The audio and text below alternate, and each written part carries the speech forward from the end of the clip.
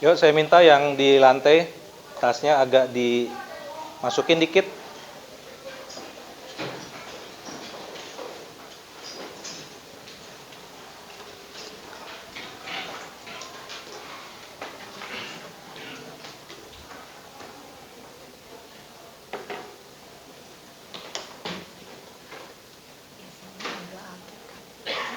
Iya.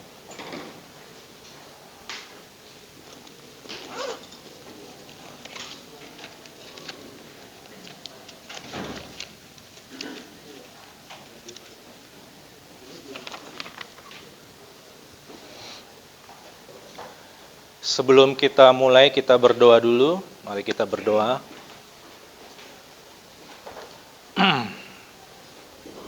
Bapa dalam surga, kami hendak melanjutkan pembelajaran kami hari ini. Beri hikmat-Mu supaya materi pelajaran tentang kebudayaan sungguh dapat menginspirasi kami dalam kami bersikap sesuai dengan iman Kristen kami terhadap kebudayaan yang ada di sekitar kami. Demi Kristus kami berdoa. Amin.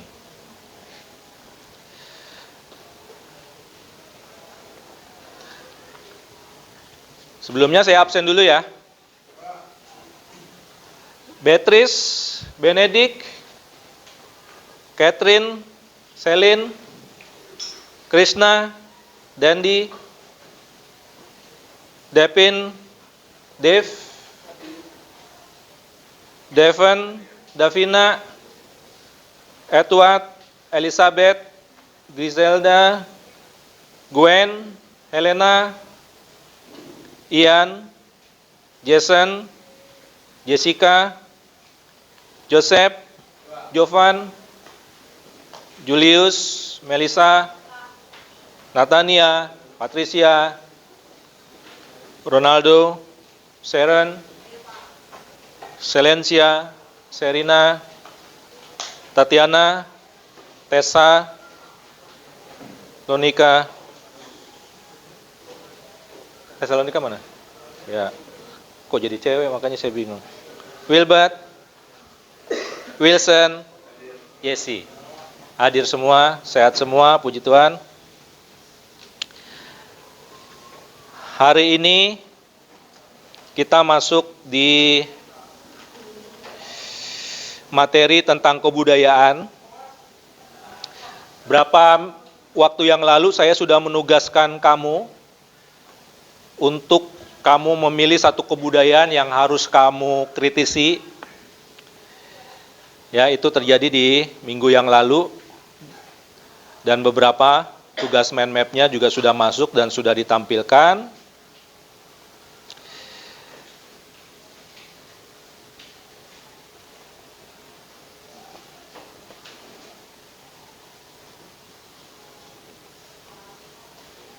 Oke, dari tugas yang kemarin kita lakukan, kesulitan apa yang kamu alami dalam menganalisa satu budaya yang jadi pilihanmu? Ada nggak pengalaman sulitnya? Apa mudah? Sulitnya ada mencari, oke, dasar Alkitabnya, apalagi? Bingung. Ya. Mana yang benar, mana yang salah. Tapi akhirnya kamu kan bersikap juga toh pada akhirnya kan dengan ayat Alkitab, tapi memang awalnya membuat bingung. Ya. Tetapi ada juga kan bagian-bagian di mana kamu bersikapnya kira-kira enggak menolak sih, tapi menerima juga enggak juga. Ya. Ada bagian-bagian yang harus dikritisi, tetapi kalau dia bagus lanjut aja. Ya, apalagi itu bukan masalah ritual. Misalnya kebersamaannya. Kan ada tuh kemarin ritual makan ya, ritual makan bersama. Itu kan ada kebersamaan di situ. Ya. Itu kan bagus. Itu diikuti. Tetapi bagian yang ritualnya bertentangan dengan firman Tuhan kita nggak mau. Ya, kita berpisah sampai di sini. Itu pun dengan catatan kalau di dalam komunitas itu ada orang yang jadi Kristen. Ya. Sehingga dia harus berpikir ulang lalu merenungkan firman Tuhan bagaimana mereka harus menyikapinya. Nah, sekarang kita lanjut masih dalam kebudayaan ya, dalam perspektif iman Kristiani. Kompetensi dasar yang ingin kita capai di sini adalah mengakui bahwa perkembangan kebudayaan dan iptek adalah anugerah Allah. Itu yang paling penting. Ya. Yang kedua, bersikap kritis dalam menyikapi perkembangan kebudayaan. Kemarin itu kita baru pada tahap kebudayaan secara tradisional. Sebenarnya ada juga yang sifatnya kebudayaan modern ya. Nah, itu kita belum pada tahap itu, kita baru pada kebudayaan tradisional. Kalau kebudayaan tradisional kita bisa gampang sekali menarik benang merahnya ya, nggak setuju atau menolak. Tetapi ketika kebudayaannya udah modern, nah di sini kita harus mengkritik atau mengkritisi ya. Misalnya kebudayaan modern itu dalam kehidupan anak-anak remaja berbicara kotor, ya, ada apa gitu di belakang, sehingga itu menjadi sebuah budaya bicara ya. Kalau nggak ada pakai kalimat itu kayaknya kurang gaul ya. Nah di sini kita juga harus mengkritisi, itu sebuah budaya modern loh dalam hal tutur kata. Nah di sini kita harus melihat apakah sebagai umat Kristen kita pantas mengikuti tradisi omong kotor itu gitu. Nah ya, jadi bersikap kritis dalam menyikapi perkembangan kebudayaan. Indikatornya adalah nanti kita bisa menjelaskan pengertian budaya. Kita akan memasuki materi itu ya, pengertian kebudayaan. Menganalisis dua fenomena budaya dan menyikapi dari firman Tuhan. Saya akan tampilkan dua fenomena budaya yang ada di dunia ini, satu dari Indonesia, satu dari India. Ya, ini dua hal yang mau kita kaji, lalu kita menghubungkannya dengan sikap gereja. Ada 5 sikap yang biasanya seringkali diwujudkan dalam budaya, ya, dalam kekristenan ya, 2 sikap dalam kekristenan. Nah, rencana kegiatan kita di sini adalah kita berdiskusi, nanti di bagian akhir ada penugasan literasi. Artinya saya cuma minta kamu membaca saja, baca aja, lalu kita mendiskusikannya di pertemuan selanjutnya. Ada literasi yang nanti akan saya kirim ke email kelas. Baik, kita masuk ke dalam pengertian kebudayaan.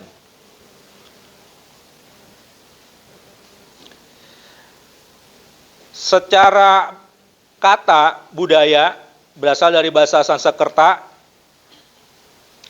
yang artinya bersangkutan dengan budi dan akal. Pengertian budaya secara umum hasil cipta rasa karsa manusia dalam memenuhi kebutuhan hidupnya yang kompleks. Ya, hasil cipta rasa dan karsa manusia. Berarti sampai di sini nanti yang namanya ilmu pengetahuan dan teknologi masuk di dalam budaya manusia. Itu makanya pembahasan tentang budaya, setelah itu kita akan bahas tentang teknologi. Teknologi sebagai hasil cipta rasa dan karsa manusia. Itu pun harus kita kritisi. Dia sebagai hasil budaya manusia, kita harus kritisi apakah teknologi itu masih bersesuaian dengan firman Tuhan, apa berseberangan dengan firman Tuhan. Jadi kalau kita bicara tentang budaya, yang seringkali tergambar kamu kata budaya biasanya apa secara natural? Budaya. Apa yang terbayang? Kalau saya sih terbayang langsung tarian gitu ya. Apa yang terbayang? Kebiasaan, adat istiadat. Ya, terus apa lagi? Ornamen bangunan, pernak-pernik, kain, ya. Tetapi sebenarnya lebih luas dari semua itu, ya. Termasuk juga tempat pensil kita ini bagian dari budaya manusia. Botol minum bagian dari budaya manusia. Dulu waktu manusia zaman dulu ya, dia merantau, dia nggak bawa botol minum kayak gini kan. Dia bawa, kalau kita nonton film-film kungfu zaman dulu ya, dewa mabok bawa kendi ya kan. Atau dewa tuak dia bawa bambu ya kan, untuk menampung air minum. Kalau kita nonton film koboi, dia bawa apa tuh, tempat minum dari kain ya, dari kulit ya. Itu hasil budaya manusia. Lalu mengikuti perkembangan zaman, akhirnya manusia menciptakan botol yang kita pakai ini ya.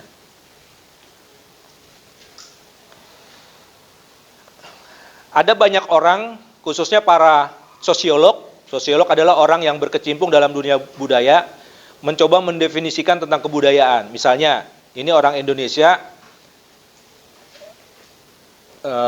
mungkin dia era kelahiran tahun 30-an kali ya.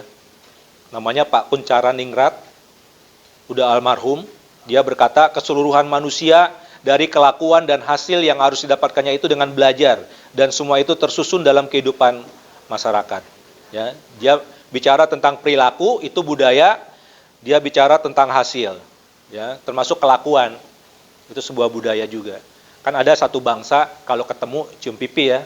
Apa kabar? Pipi ketemu pipi. Pernah ya lihat fenomena itu ya kan? Nah, itu sebuah perilaku. Menurut Pak Kunchara Ningrat. Pak Selo Sumarjan, sosiolog juga. Kebudayaan sebagai semua hasil karya, cipta, dan rasa masyarakat. Karya masyarakat menghasilkan teknologi dan kebudayaan kebendaan atau kebudayaan jasmania yang diperlukan oleh manusia untuk menguasai alam sekitarnya. Intinya sebenarnya sama juga, ada karya di situ, ada perilaku di situ, ada hasil-hasil di situ. Ya.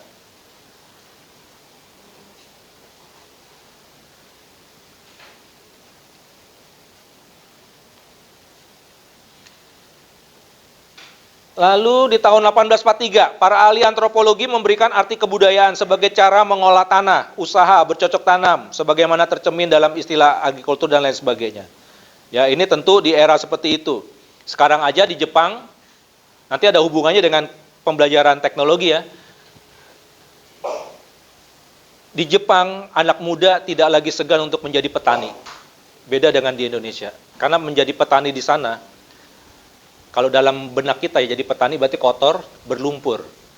Di sana nggak harus menyentuh kotoran dan nggak usah menyentuh lumpur. Panen aja dia cuma duduk di truk yang panen mesin. Ya, dia nanam padi aja mesin, dia cuma duduk aja. Alatnya nanam sendiri, berputar gitu. Ya. Jadi petani tidak identik dengan kotor. Itu negara maju, model kayak Jepang seperti itu ya.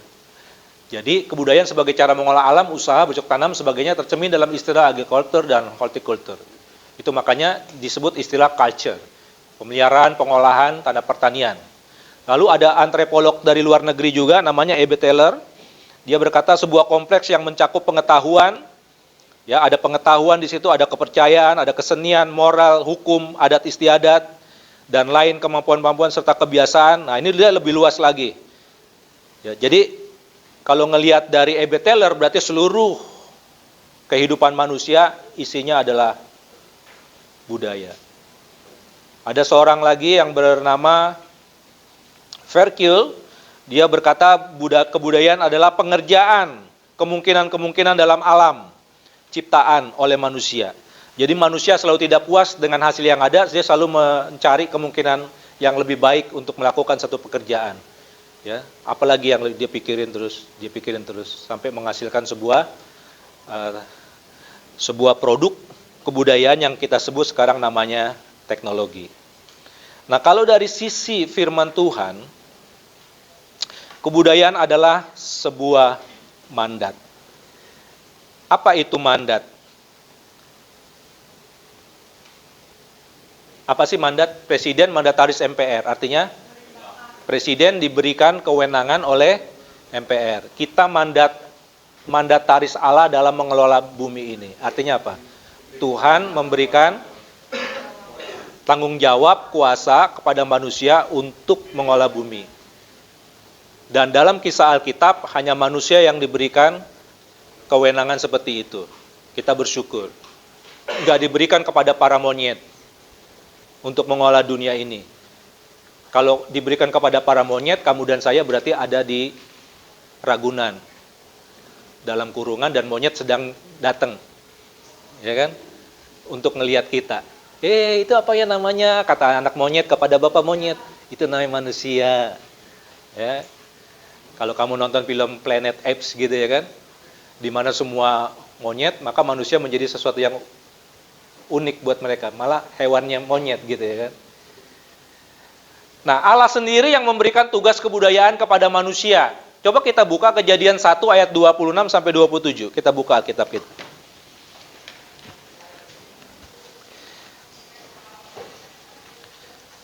Kejadian pasal 1 ayat 26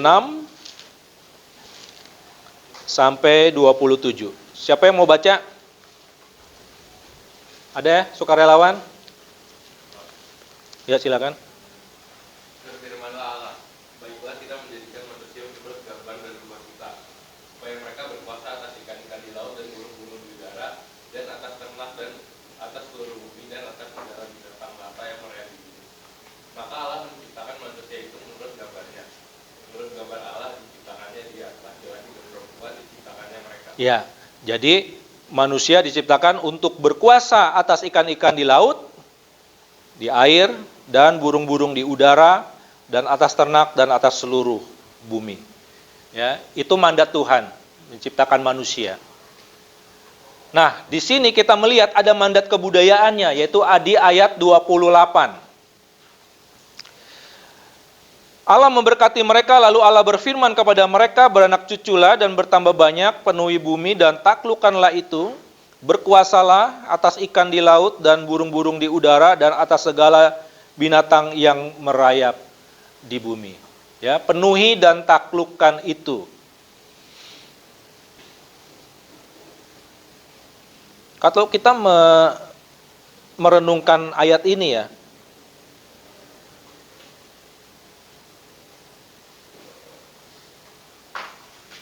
hampir banyak hal memang manusia sudah taklukkan ya. Hampir banyak hal ya. Kalau nonton film Amerika yang bertemakan angin badai itu, tornado, kan di film-film tertentu ada pemburu angin itu kan ada ya. Malah dikejar angin itu ya kan. Karena dia mau melemparkan bola-bola bola-bola yang ada sensornya ya. Ya, saya lupa judul filmnya itu, dia taruh nanti biar diserang sama badai, nanti bola itu kan ngikut tuh. Jadi bisa diketahui kekuatan ya. Waktu melihat film itu saja luar biasa ya. Manusia mau menaklukkan angin badai. Hidup di kutub seperti itu manusia bisa juga tangguh. Bisa hidup. Gak kebayang ya. Lautan yang dalam aja dia bisa ukur. Gempa aja dia bisa perkirakan. Banyak hal manusia bisa taklukkan. Banyak hal, tapi bukan segala hal ya kan? Banyak hal. Jadi benar apa yang dikatakan firman Tuhan di sini ya, taklukkanlah dan berkuasalah atas ikan-ikan, burung-burung dan segala binatang yang merayap di bumi. Di dalam Kejadian 2 ayat 15, Tuhan Allah mengambil manusia itu dan menempatkannya dalam Taman Eden untuk mengusahakan dan memelihara taman itu. Ini sebuah mandat juga, memelihara sebuah taman. Bumi ini dipelihara, dijaga. Ini mandat. Lalu, tadi di Kejadian 1 ayat 28, kita lanjutkan, Allah memberkati mereka, lalu Allah berfirman, banyak cucu dan bertambah banyak. Kata taklukkan, di situ berarti menundukkan, menaklukkan, memikirkan, mengerjakan, mengusahakan, mengelola alam ini dan melestarikannya. Kata yang paling terakhir ini yang menjadi penekanan. Bukan menaklukkan, mengelola alam ini semau-maunya, tetapi juga melestarikan semesta ini. Bukan menebangi pohon semau-maunya, tetapi juga mengganti juga pohon yang ditebang dengan pohon yang lain. Ya. Jadi Monas itu pohonnya banyak ditebang, tapi Pak Anies juga harus mengganti pohon yang ditebang itu dengan pohon yang lain. Kalau 190 yang ditebang, ya mana 190 pohon yang lain. Ya. Harus ada. Ya, jadi bukan hanya hanya menaklukkan semau-maunya, tetapi juga ada prospek bagi bumi untuk bisa lestari. Nah, tujuan kebudayaan di dalam Alkitab yang pertama adalah manusia menjadi memuliakan Allah. Yang kedua adalah meningkatkan kehidupan manusia. Jadi baik vertikal maupun horizontal terjadi. Tujuan kebudayaan supaya manusia memuliakan Tuhan. Ini yang harus dipegang, dua ini. Jadi ketika kita menilai kebudayaan, kamu menilai kebudayaan masing-masing kemarin, pertanyaan paling besar, apakah kebudayaan ini memuliakan Tuhan apa tidak? Papua, di mana setiap wanita yang berduka lalu potong jari. Satu anggota meninggal potong jari. Satu anggota meninggal potong jari. Bahkan ada 10 jarinya udah hilang. Dan itu hanya terjadi untuk kaum perempuan. Ya pertama diskriminatif ya, cuman perempuan yang lakukan itu. Kaum laki-lakinya enak juga tuh, nggak potong-potong jari. Apakah ini memuliakan Allah apa tidak? Di Korea ada yang namanya taman penis. Kelamin laki-laki jadi ornamen taman. Ayunannya, kiri kanannya penis, berayun-ayunan. Perosotannya penis yang melengkung. Ya kan? Jadi ketika misalnya semua orang datang ke taman itu, ke Korea Selatan ya. Saya lupa nama tamannya itu. Bukan nama Koreanya, di taman apa? Siapa yang dimuliakan di situ? Akhirnya orang berpikir apa? Memang ketika orang melihat gambar itu, orang berpikir tentang Allah. Ya, jadi orang juga dalam berseni, karya seni juga nggak juga semau-maunya. Jangan sampai bertelanjang di meja lalu dilukis, oh itu karya seni. Terus bedanya dengan pornografi apa? Ya kan? Buat seniman sih, oh itu karya seni. Lo nya aja yang pikirannya jorok. Gimana orang nggak jorok pikirannya, orang memang telanjang. Ya kan? Masa kita harus membayangkan malaikat? Orang yang telanjang kan gitu ya. Jadi karya seni juga harus berhati-hati. Ya. Apakah itu juga meningkatkan kehidupan manusia? Nah itu juga harus dijawab. Ya. Kehidupan manusia apa yang mau ditingkatkan dengan adanya taman seperti itu misalnya? Nilai-nilai kesopanan juga, masa aurat diumbar-umbar? Kan ibaratnya gitu ya. Nah itu ada di Korea. Nanti kalau kesempatan kamu berrekreasi di Korea, siapa tahu bisa menjumpai taman itu ya. Mazmur 150 ayat 1 sampai 6. Yuk kita buka Mazmur.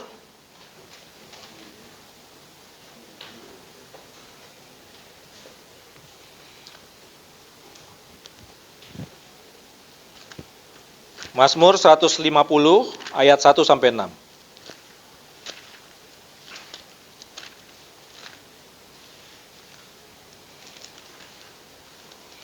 Saya ayat ganjil, kamu baca ayat genap ya. Mazmur 150 ayat 1 sampai 6, saya mulai dari ayat ganjil. Ini kitab terakhir pasal terakhir di kitab Mazmur. Haleluya, pujilah Allah dalam tempat kudusnya. Pujilah Dia dalam cakrawalanya yang kuat.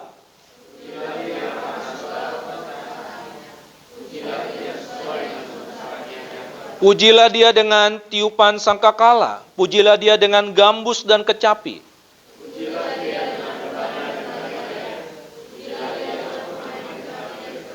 Pujilah Dia dengan ceracap yang berdenting. Pujilah Dia dengan ceracap yang berdentang.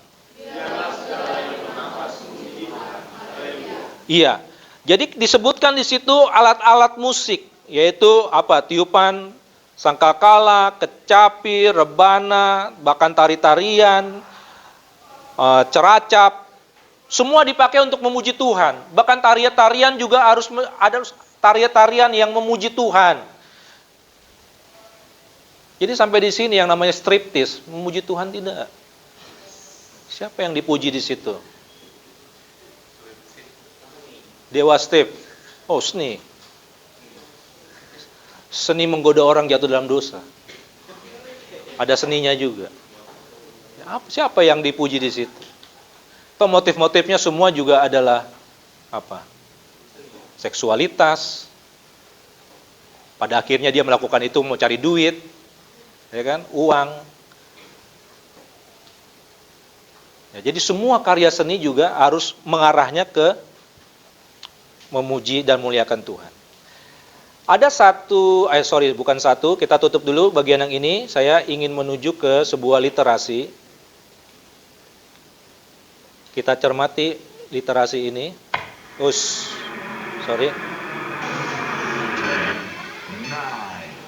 Sorry, bukan ini.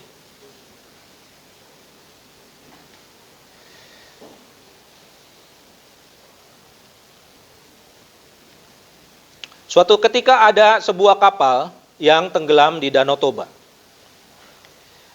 Ini beritanya tahun 2018, bulan Juni. Kapal itu namanya kapal Sinar Bangun. Ada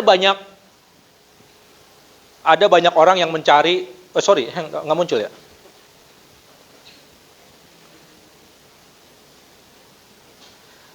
Ada banyak orang yang mencari kapal itu posisinya ada di mana, ya. Bahkan diturunkan kapal-kapal yang punya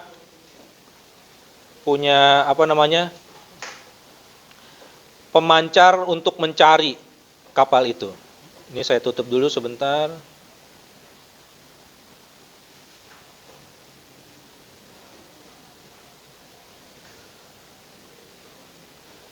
Kita baca ya. Proses pencarian korban kapal motor Sinar Bangun yang tenggelam di Danau Toba dilakukan dengan pendekatan kearifan lokal. Jasa spiritual juga digunakan agar para korban segera ditemukan. Yusran Manik, anggota grup Gondang Batak Sahata Hita, pematang Sidamanik, memainkan gondang pangelek-elek di lokasi perkiraan kapal tenggelam. Ritual ini ditujukan untuk membujuk sekaligus meminta izin kepada penghuni Danau Toba. Gondang ini untuk mengelek Danau Toba. Mengelek itu artinya membujuk Danau Toba. Dengan harapan para korban ditemukan, kata Yusran saat diwawancarai sejumlah wartawan di pelabuhan Tiga Ras. Untuk ritual mengelek, lanjut Yusran, akan disiapkan beberapa bahan yang akan dimasukkan ke dalam bakul. Di antaranya beras, telur, dan uang. Grup Gondang Batak ini akan dipimpin seorang paranormal. Sebelumnya, Maria Magdalena Munte melakukan ritual di pelabuhan Tiga Ras dengan harapan suaminya Loncer Nenggolan, usia 54, segera ditemukan. Jadi, kapal TNI udah datang di situ dengan teknologi membaca sonar membaca logam. Jadi dia bisa tahu logam ada di kedalaman berapa dia cari. Ya. Sementara orang-orang ini percaya bahwa di Danau Toba itu ada macam roh. Dan roh itu harus dibujuk dengan musik. Supaya roh itu ngangkat tuh kapal. Terus mayat-mayat itu ngapung gitu, supaya orang bisa nemukan. Gimana ritualnya? Saya ajak kamu untuk nonton videonya. Ya. Ya.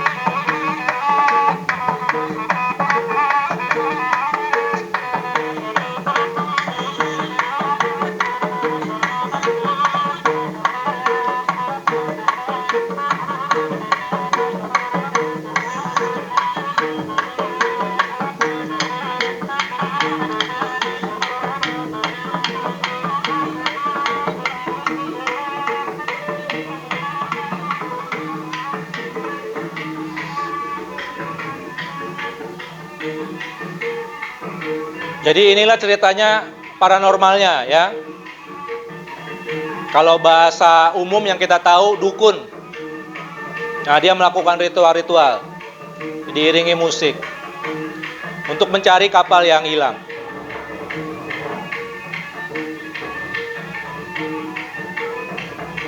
Saat ritual ini dilakukan, kapal TNI itu masih tetap bekerja dengan teknologi. Mereka bekerja dengan teknologi. Mencari sinyal logam di dasar danau.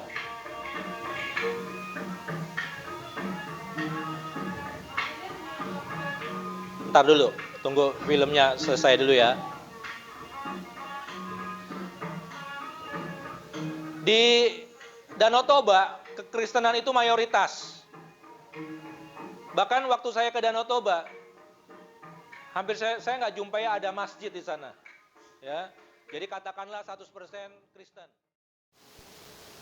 Buat beberapa orang yang percaya, mungkin mereka akan mengaitkan, berarti itulah kekuatan tradisi. Mungkin buat mereka yang melakukan, mereka percayanya bukan alat itu yang nemuin kapal tenggelam, tetapi ternyata roh itu bisa kita bujuk. Tolong naikkan kapal itu. Buat mereka yang lakukan itu ya. Tapi buat kita yang akal, kebetulan aja kali. Ya, toh juga kapal itu juga akhirnya udah ada kok di radar mereka, udah ketemu. Memang titiknya. Nah, sekarang saya minta kamu sebagai orang Kristen, ayat apa yang bisa kita pakai untuk menjawab tradisi ini? Yuk, berdiskusi berdua, cari ayatnya.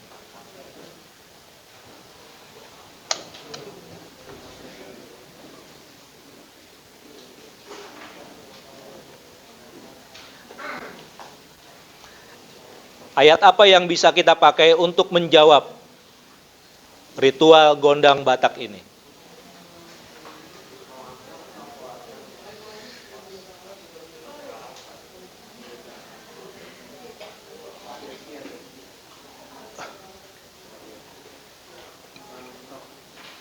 Diskusikan dengan temanmu, mungkin kamu punya beberapa referensi ayat Alkitab.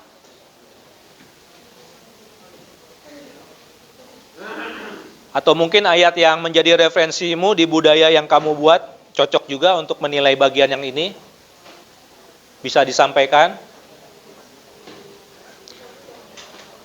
Ayat berapa? Ada yang punya masukan? Biar kita buka bareng-bareng. Masih ingat ayatnya? Di mind map? Keluaran 20 ayat? Ayo kita buka. Apakah Keluaran 20 ayat 3 sampai 6 bisa menjawab? Keluaran 20 ayat 3 sampai 6. Jangan adamu Allah lain di hadapanku. Ya, buat orang Kristen kita menyikapi nih, ya. Tapi jangan membuat bagimu patung, nggak ada patung yang dibuat di sini ya. Jangan sujud menyembahnya masih bisa. Yang 5-nya. Ya. Artinya kan membujuk roh, penyembah roh itu ya kan. Roh sebagai kekuatan. 6. Tetapi aku menunjukkan kasih setia kepada beribu-ribu orang, yaitu mereka yang mengasihi aku dan berpegang pada perintahku. Apa yang mau diajarkan Tati di ayat ini?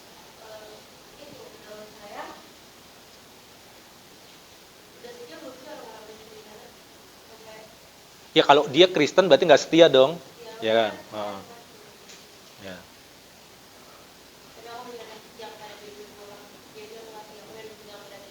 Iya.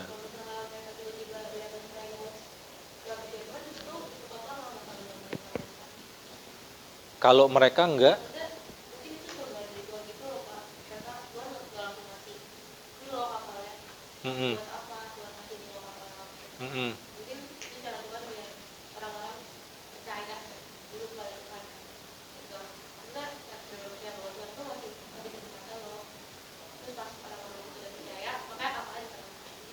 orang yang di sini, walaupun dia melakukan tradisi yang salah, yang mana? Oh, buat masukan orang Kristen. Ya, saya tambahin ya informasi ya, saya tambahin. Di tepi Danau Toba itu, menurut berita yang lain, gereja juga melakukan kebaktian secara Kristen. Jadi banyak komunitas di pinggiran Danau Toba melakukan ritual, dari ritual kekristenan sampai ritual yang bukan kekristenan. Ayo, lanjut. Apa pendapat? Menurut saya sih dari ayat yang itu maksudnya kayak coba mana ya? Yang tetapi aku menunjukkan kasih setia kepada beribu-ribu orang, itu mereka yang mengasihi aku dan yang memegang pada perintah-perintah aku. Maksudnya kalau misalkan tadi yang di video itu mereka itu yang di dalam kapal itu orang Kristen, berarti mereka tuh nggak berpegang pada perintahnya Iya. Tuhan kan. Iya. Ya. Jadi sebenarnya Tuhan tuh suruh kita berpegang pada perintah-perintahnya, jangan maksudnya kita jangan percaya sama hal-hal lain tuh yang di luar apa yang Tuhan ajarin kepada kita, dan pasti kayak udah Tuhan tuh nunjukin lah maksudnya seperti tadi kan. Iya, pas. Ya. Ada ayat yang lain yang ketemu jadi referensi? Ayat yang mana? Untuk menjawab permasalahan yang saya ungkap tadi. Setiap orang pasti ingin sanak saudara yang dikasihinya ketemu mayatnya. Ya. Kalau saya ngalamin seperti itu, pengen juga. Tetapi saya tidak akan pakai cara yang Tuhan tidak berkenan. Sebagai orang Kristen, kita percaya setiap orang yang mengaku percaya kepada Tuhan Yesus dan Juru Selamat sebagai Juru Selamat, maka dia akan mewarisi hidup kekal. Baik ketemu mayat maupun nggak ketemu mayat, sebenarnya buat kita nggak ada masalah. Ya, nggak ada masalah. Bahkan orang yang mati kebakar aja dan cuman debu, juga nggak ada masalah. Sepanjang dia sudah mengaku Yesus sebagai Tuhan dan Juru Selamat. Tapi kalau karena pengen ngelihat mayat orang yang dikasih lalu melacurkan spiritualitasnya kepada bentuk kayak begitu sebagai orang Kristen, wah itu sesuatu yang salah besar. Harapan saya sih apa yang dilakukan ini adalah orang-orang dari agama Batak. Namanya kalau di dalam terminologi orang Batak, agama Parmalim. Semoga mereka. Tetapi mungkin aja, takut saya nih, ada orang Batak yang di pinggiran yang berpikir, mungkin juga ya, roh di Danau Toba itu memang menolong. Imannya mulai terpercaya kan? Atau mungkin juga ada orang yang berkata, kenapa sih ributin cara? Yang penting kan udah ketemu, mau cara kayak gimana sih? Nah, ini bahaya lagi ya kan? Berarti cara nggak jadi masalah. Mau yang salah kayak mau yang penting tujuannya baik. Nah, saya lanjutkan kepada cerita yang kedua. Ini ada di India.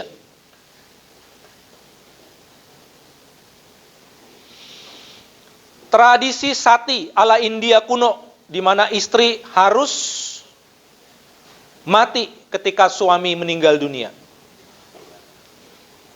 Wanita India itu memang luar biasa, bukan hanya karena eksotisnya fisik yang mereka punyai, tapi juga kepatuhan dan kesetiaan kepada pasangannya. Kalau dibikin semacam daftar wanita yang paling setia di dunia, mungkin wanita India akan menempati posisi pertamanya.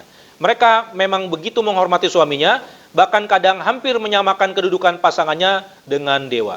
Salah satu bentuk dari kepatuhan dan kesetiaan para wanita India adalah praktik ritual bernama sati. Ritual ini bisa dibilang sangat mengerikan karena butuh pengorbanan besar yang tak lain adalah dirinya sendiri. Ya, sati adalah ritual mengorbankan diri para istri ketika suaminya meninggal dunia. Caranya sendiri sangat ekstrim, yakni dengan melompat ke bara api kremasi suaminya. Jadi suaminya dikremasi nih, dia naik ke atas sebagai wujud kesetiaannya. I love you. Terjun ke api, mati bareng. Ya. Tradisi sati. Yuk, ayat Alkitab untuk menjawab tradisi ini. Pikirkan dan cari.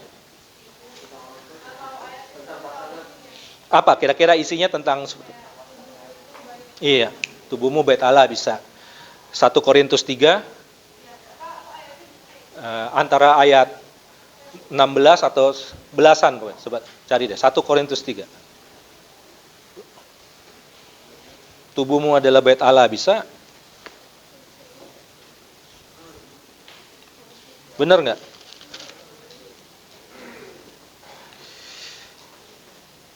Ayat 16. Tidak tahukah kamu bahwa kamu adalah bait Allah dan bahwa roh Allah diam di dalam kamu? Itu sama aja setingkat dengan apa dalam firman Tuhan, 10 firman. Jangan, firman kelima, membunuh, termasuk bunuh diri. Sorry, itu hormati orang tua ya. Ya, sorry. Ya, ketujuh ya. Jangan membunuh, termasuk bunuh diri. Kembali diskriminatif terhadap perempuan. Ya. Kalau kamu baca nanti tradisi sati, ada alasan-alasannya, macam-macam dikasih alasan. Ya. Tapi kok ya kayak gitu untuk menunjukkan kesetiaan. Mati. Lalu datanglah seorang pendeta namanya William Carey ke India. Dan dialah yang memberantas tradisi sati di sana. William Carey, kamu cari nama. Bagaimana perjuangannya memberantas tradisi ini. Saya nggak tahu nih, itu tradisi masih ada apa enggak di era yang modern kayak begini. Saya pikir wanita-wanita India yang sudah terdidik, pendidikannya udah bagus juga udah. Kenapa harus perempuan? Terus kalau gue yang mati ini perempuan, terus lo suami gimana? Kawin lagi. Lo mau terjun ke api, gue lagi dibakar? Enggak. Enggak mau. Ya. Selalu ya kalau diskriminatifnya kepada perempuan ya, potong jari di Papua perempuan. Ya. Ini perempuan. Ternyata saya juga baca di artikel yang lain, tradisi ini dulu-dulunya itu ada juga di Bali. Ya, pernah. Tapi sekarang juga udah hilang lah ya tradisi seperti itu. Nah, kita senantiasa berhadapan dengan fenomena seperti ini dalam hidup kita.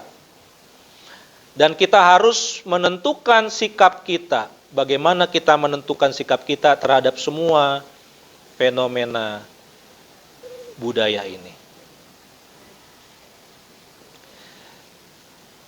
Biasanya secara umum orang Kristen punya 5 sikap. Yang pertama adalah menolak kebudayaan. Yang kedua bersikap menerima kebudayaan. Yang ketiga mencoba saling mengisi satu sama lain. Yang keempat dua-duanya dilakukan. Ya, adanya dualisme. Yang kelima merubah tradisi yang enggak benar, dirubah, lalu ditransformasi dan ditobatkan. Tradisi itu baru bisa dipakai dalam kekristenan. Seringkali kita berhadapan dengan 5 ini. Waktu kamu mengkaji budaya itu kan akhirnya kamu kadang ada yang milih nomor 1, itu dosa. Kita tidak boleh lakukan lagi. Ya, ada yang kompromi. Ada loh bagian yang kita harus jalani, nggak ada masalah nih yang ini nih. Tapi yang ini kita jangan. Ya. Ada bagian yang mencoba mengisi ya satu sama lain, ada yang dualisme, dua-duanya dijalankan, gerejanya jalan, tadi yang ibadah roh juga jalan, ada yang kita harus mentransformasi dulu nih benda budaya ini supaya bisa dipakai untuk pelayanan firman Tuhan. Misalnya yang nomor 5 ya, zaman tradisi Jawa dulu yang namanya itu gamelan. Mungkin Pak Ari juga pernah dengar ya tradisi gamelan. Di era-era kekristenan belum muncul ya, itu kan pemanggil roh juga ya, roh. Ya. Nah sekarang gereja mau masukkan nih gamelan menjadi musik gerejawi kan ada ya musik gereja ya, dalam ornamen tertentu gamelan kan. Kalau di gereja Katolik saya bisa ngerti, kalau Katolik kan suka mendoakan benda-benda yang mau dipakai ibadah kan, disakramenkan ya kan, didoain. Kalau kamu beli kalung aja di toko, saya pernah beli kalung di katedral aja ditawarkan, mau didoain pastor nggak Pak kalungnya, rosarionya. Kalau mau ntar dibawa, didoain. Kalau nggak mau ya bawa pulang. Ya artinya supaya kalung itu menjadi alat untuk memuliakan Tuhan. Jangan sampai kalung itu ntar kamu gini-gini, set, sahabat orang, set. Ya kan nggak jadi berkat kalung itu. Makanya didoain. Benda-benda meja sekalipun harus didoakan. Itu biasa teman-teman Katolik lakukan itu. Jadi saya bisa memahami bagian yang nomor 5 ini ya, mentransformasi, dikuduskan dulu. Nah, ayat-ayat yang berikut ini adalah membantu kita juga untuk makin memahami bagaimana bersikap. Hati-hatilah supaya jangan ada yang menawan kamu supaya dengan filsafatnya yang kosong dan palsu, menurut ajaran turun-temurun dan roh-roh dunia, tetapi tidak menurut Kristus. Kolose 2 ayat 3. Kadang-kadang kan semuanya itu hanya katanya-katanya dulu seperti ini, ya. Itu makanya ada buku di perpustakaan namanya Start with Why. Siapa? Sinex, siapa pengarangnya? Ada tuh. Ya. Mulai dengan bertanya why. Kenapa sih harus begini? Harus ketemu logikanya. Kenapa saya harus begini? Why? Why? Why? Why? Jangan menerima begitu aja tradisi. Terus kalau saya nggak lakukan, kenapa? Gitu. Why? Terus gue jadi dikutuk dewa gitu. Ya. Kalau lagi Imlek jangan nyapu, nanti sial. Terus kalau gue nyapu, kenapa? Ya ntar lo sial. Ya nih gue nyapu, gue pengen tahu gue sial apa enggak. Ya, gue nggak percaya tuh kayak gitu. Kesialan bukan berasal dari sapu. Ya kan? Selalu bertanya why. Nah, buku itu bagus sekali, itu ada di perpustakaan ya. Jadi kita nggak hanya mewarisi iman begitu aja, tapi kita pertanyakan juga. Sekalipun kita Kristen, kita mempertanyakan juga kenapa. Supaya ketika kita menjalaninya, kita menjalani dengan pengertian gitu. Bukan hanya tradisi saja. 1 Petrus 1 ayat 18 sampai 19. Sebab kamu tahu bahwa kamu telah ditebus dari cara hidupmu yang sia-sia, yang kamu warisi dari nenek moyangmu, itu bukan dengan barang yang fana, bukan pula dengan perak atau emas, melainkan dengan darah yang mahal, yaitu darah Kristus yang sama seperti darah anak domba, yang tak bernoda dan tak bercacat. Kita sudah ditebus oleh Kristus. Sebagai orang yang ditebus oleh Kristus, kita harus tinggalkan semua tradisi yang tidak menyembah Tuhan. Ya, tinggalkan tradisi itu, karena kita sudah ditebus. Di bagian yang lain 2 Korintus 5 ayat 17. Jadi siapa yang ada di dalam Kristus, ia adalah ciptaan baru. Yang lama sudah berlalu, sesungguhnya yang baru sudah datang. Nah, ini ada satu bagian di dalam kitab 2 Raja 17 ayat 38 sampai 41. Jangan kamu melupakan perjanjian yang telah kuadakan dengan kamu, dan jangan kamu berbakti kepada Allah lain, melainkan kepada Tuhan Allahmu kamu harus berbakti, maka Ia akan melepaskan kamu dari tangan semua musuhmu. Tetapi mereka tidak mau mendengarkan, melainkan mereka berbuat sesuai dengan adat mereka yang dahulu. Ini orang Israel ya. Demikianlah bangsa-bangsa ini berbakti kepada Tuhan, tetapi dalam pada itu mereka beribadah juga kepada patung-patung mereka. 2. Berarti tadi yang dualisme, yang nomor 4. Tuhannya jalan, dewanya jalan. Tetapi ingat, Tuhan yang kita sembah adalah Allah yang sangat cemburu. Tuhan berkali-kali bilang, aku ini orang yang cemburuan. Nggak bisa dimadu. Aku nggak bisa diduain. Ya, nggak bisa. Kalau nyembah aku ya aku aja, jangan yang lain. Nah, tetapi orang Israel waktu itu, ya, kepada Tuhan jalan, tapi juga kepada patung-patung, baik anak-anak mereka maupun cucu-cucu mereka melakukan seperti yang dilakukan nenek moyang mereka sampai hari ini. Menurut kitab 2 Raja 17 ayat 38 sampai 41. Lihat kata Tuhan huruf besar semua. Ini menunjukkan bahwa Tuhan sebagai YHWH, Yahweh. Yehova, Yahweh. Itulah nama Tuhan yang orang Israel sendiri sampai sekarang nggak boleh menyebut nama Yahweh, nggak mau. Ketika berhadapan dengan kalimat ini mereka akan sebut Adonai. Ya, Adonai. Ada firman yang mengatakan jangan menyebut namaku dengan sembarangan. Ya kan, aku akan menghukum siapapun. Nah, bahkan kepada Musa aja, Tuhan siapa namamu? Kalau aku nanti ke bangsa Israel mereka akan tanya, namamu? Aku adalah aku. Kata Tuhan gitu kan? Aku adalah aku. Katakan saja, yang mengutusmu adalah aku. Saya bisa bayangkan ya, orang Israel, Musa, siapa yang mengutus kamu? Siapa nama Tuhan itu? Aku adalah aku. Apaan sih lo? Apaan? Aku adalah aku. Ya gue adalah gue. Itu siapa itu? Ya, Tuhan punya nama. Jadi banyak orang bilang, mari kita berdoa kepada Tuhan, tapi setiap orang punya definisi Tuhannya masing-masing. Tuhan kita punya nama. Setiap Tuhan agama sana punya nama, Tuhan sana, Tuhan sana. Ya, tapi Tuhan kita Tuhan yang ini. Terjemahkan dalam Alkitab huruf besar semua. Sampai di sini ada pertanyaan? Nah, tugas kita adalah tugas literasi, hanya membaca, tidak merangkum, tidak ngapa-ngapain, hanya membaca dan memahaminya. Saya akan share di email kelas, ya, sebuah tulisan dari seorang pendeta, namanya Pendeta Eka Dharma Putra almarhum. Dia menulis tentang sikap kekristenan terhadap kebudayaan, yang akan menjadi diskusi kita di pertemuan selanjutnya. Jadi hari ini dapat kita simpulkan bahwa melalui materi ini kita disadarkan untuk senantiasa kritis terhadap budaya-budaya yang ada di sekitar kita. Tidak menerima begitu saja, tapi kritis. Nah, karena kita adalah berimankan Kristen, maka pedoman kita, pegangan kita untuk kritis adalah Alkitab, firman Tuhan. Terus membaca firman Tuhan, sebab itu pegangan kita. Ini baru menghadapi budaya tradisional gampang nilainya. Menyatakan tidak dan enggaknya itu gampang banget. Yang paling susah adalah kebudayaan modern. Wah, disitulah kita bergumul luar biasa. Tetapi nggak usah khawatir. Firman Tuhan selalu dekat dengan kita, yaitu Alkitab. Kita baca, kita doa, mohon Tuhan pimpin supaya kita bisa bersikap terhadap semua budaya yang ada. Itulah tujuan dari materi tentang kebudayaan. Dan apa yang kamu lakukan juga tujuannya akhirnya itu. Mengkritisi. Why? Start with why. Mulai dengan why. Kenapa? Kenapa? Kenapa?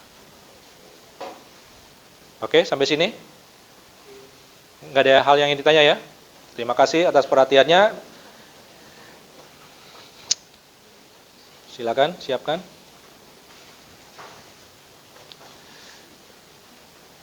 Siapkan dulu di 1 jam ini.